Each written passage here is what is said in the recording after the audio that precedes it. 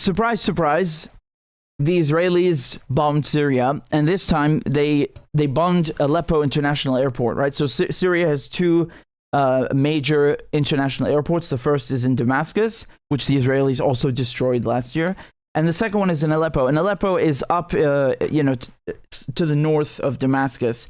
And this is why is this so important? Number one, this is a civilian airport. So they attacked a civilian airport. They completely destroyed it. And this is the airport where all of the aid is coming in for the earthquake victims. Do you understand? There are people recovering from the earthquake. Tens of thousands of people died. And the only airport that is nearby, the Israelis come and destroy it. They didn't just bomb it. They completely took it out of action. Unusable. So now all the flights that are bringing in aid to the earthquake victims, they have to be rerouted because they cannot land. They physically, literally cannot use the runway.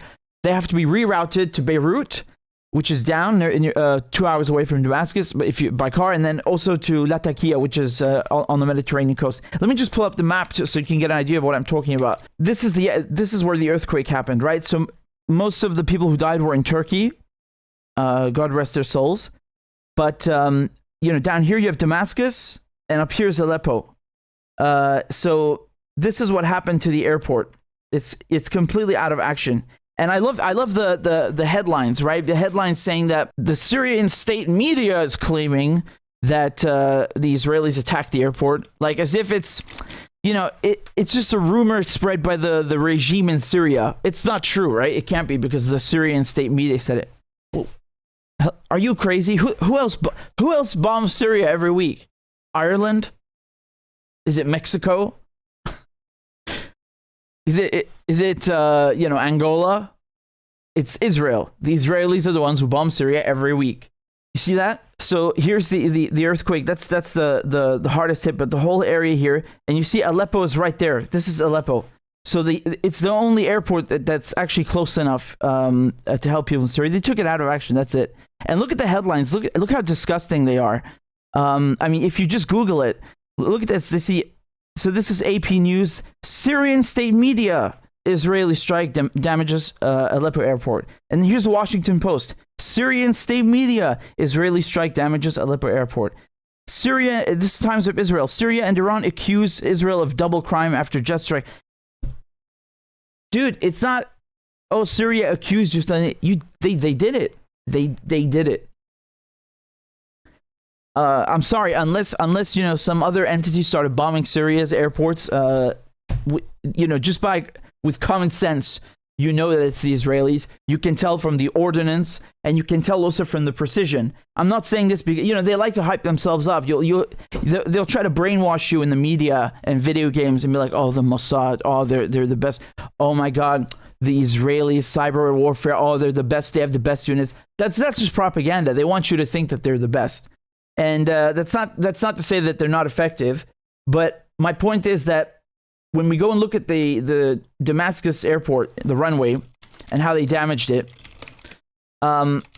they purposely hit the runway in equal increments, so 3 equal increments, and you can see that right here.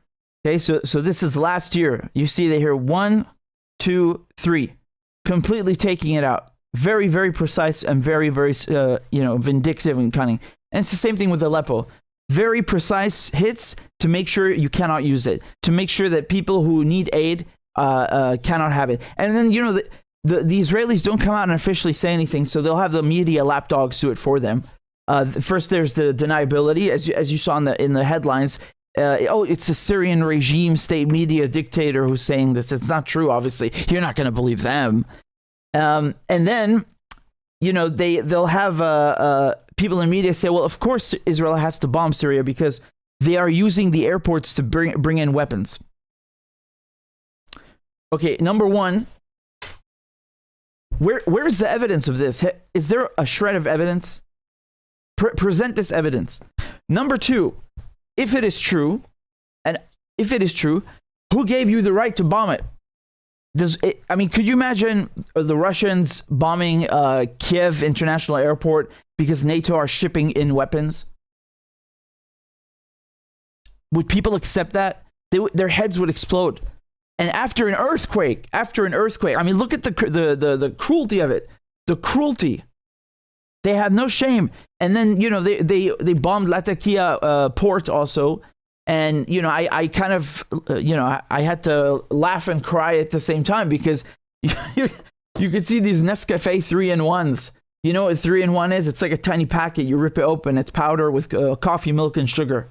I don't know about you, man, but I love Nescafe 3-in-1. Any Syrian loves Nescafe 3-in-1. Obviously, it's not like Arabic coffee, but you know, it's a staple. It's a staple brand in Syria. You have it everywhere, and they're saying there are weapons in there. So the weapons that the Israelis are bombing are packets of coffee. I mean, this is preposterous, you know.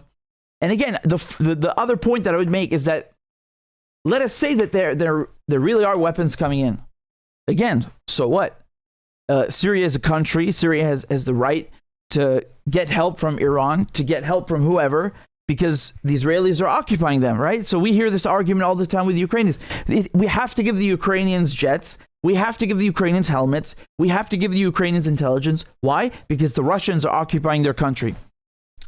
You know, they understand international law perfectly when it comes to Ukraine, right?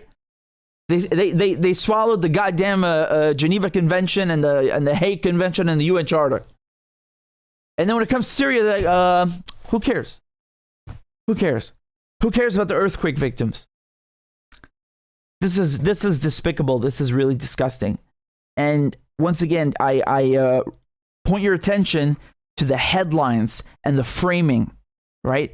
How they make it seem like, oh well, it's not real. It's just Syria and Iran accusing Israel.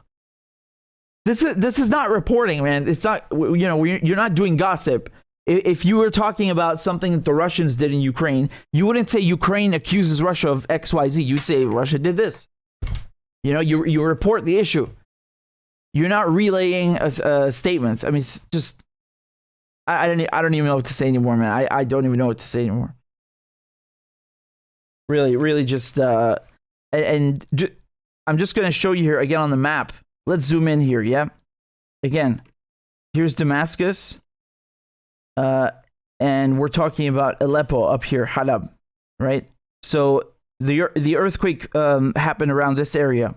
Instead of the flights being able to land here in Aleppo, now they have to go to Latakia, over here on the Mediterranean coast, or down here to Beirut.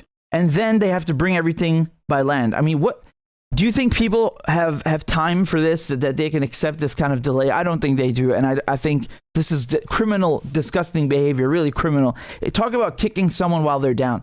This is the definition of kicking someone while they're down. They never stop. And Aleppo especially, I feel very bad for them because they suffered so much in the war. You know, one of the worst hit areas. And then they're rebuilding, and the sanctions come and screw them as well. And then the earthquake comes, and the Israelis come and screw them again. I mean, it's just over and over and over. This you know, soul crushing stuff. It's really, really horrible.